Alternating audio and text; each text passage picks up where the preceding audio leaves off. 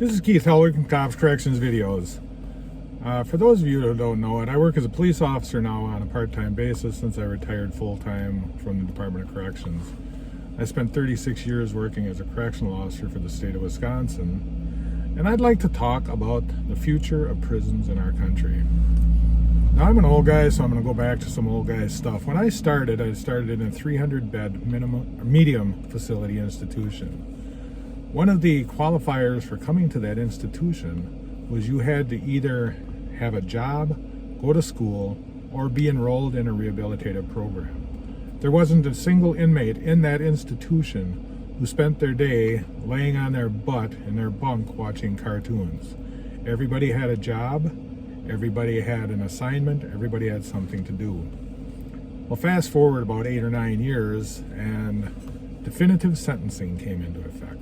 Prior to definitive sentencing, inmates, I believe, received a third off of their sentence in good time. Now, that all depended on them attending programs, whether it was getting their GED, whether it was going through anger management, whether it was going through an extensive drug or alcohol program. Their good time depended on the completion of those programs. It also depended on their disciplinary record. If an inmate received a major disciplinary conduct report for sexual conduct, drugs, anything of that nature, the hearing officer could take away up to 180 days of good time. That's a half a year. These served to keep inmates in line. It kept them busy, and it also served the purpose of rehabilitation. You know, we don't like to think of it as a security standpoint that prison is for rehabilitation. Well, the fact of the matter is, that is the purpose of prison. It is rehabilitation. You know, I don't agree that with the Hug-a-Thug programs, that we had a thing called transactional analysis program at the institution, and basically it was getting in touch with your inner child so you could heal today. I don't agree with all that Hug-a-Thug stuff, but I do agree with giving inmates an opportunity to go to high school. I do agree with giving inmates an opportunity to attend AA, NA, or whatever program they may need to successfully change themselves.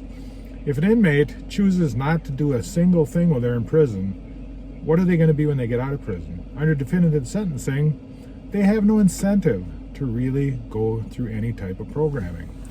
Now, this all comes at a cost. You know, and security people don't like to hear it when the budget for treatment goes up.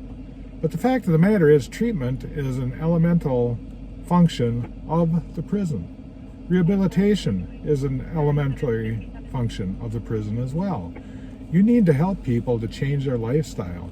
Now, is it successful for everybody? No, definitely not. Have I seen people who've gone through every single program available to them in order to get out early and become a major success? I've seen that happen to some. I've also seen some who we all knew were simply utilizing it to get out early. But the fact of the matter is, by eliminating a program because of the bad apples, you're ruling out the good of the program for the number of people that are going to be in it. You know, there's a lot of programs that people can get into in prison if they choose to. The unfortunate part is, let's face it, most inmates are in prison because they really don't want to work. They really don't want to change. Giving them incentive to do so may just work. And, you know, looking at it from an officer's standpoint, I know I felt a lot safer when I was an officer and every inmate was occupied with something. They either had a job to do and they came in tired from doing their job, whether it was on maintenance, whether it was working on a yard crew, or whether it was going to school for 6 hours a day. They all had something to do. And when they're doing something, your job as an officer is a lot safer for you personally. We need to think of the good that it does not only to the inmates, but the good that it does to the officers. So, back to my original question, what's the future of prisons? Right now, prisons are warehouses.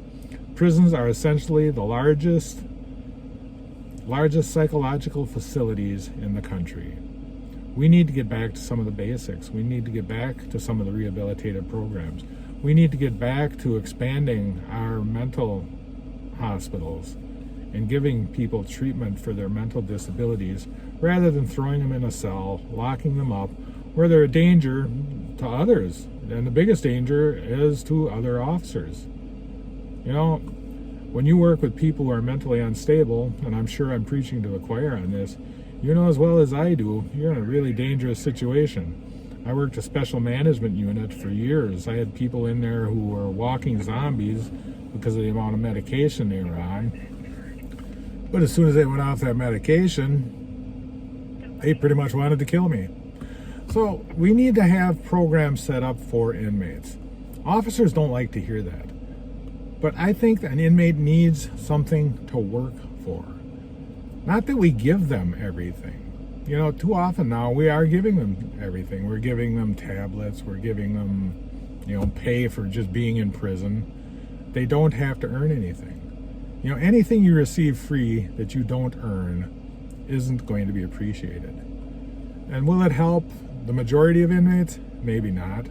But will it help a lot of inmates? I definitely think so. You've got to give an inmate an opportunity to change, just like we have to take the opportunity to change with the times as well. So the future of prisons, as I see it right now, is pretty bleak. It's understaffed. It's underprogrammed. There's not a lot to offer the inmates because of the overcrowding. So do we need to expand our system? Perhaps. Do we need to expand our programs? Most definitely. Do we need to maintain security? Absolutely. So until next time, this is Keith Helwig from Cops Corrections Videos. Stay safe and watch your back.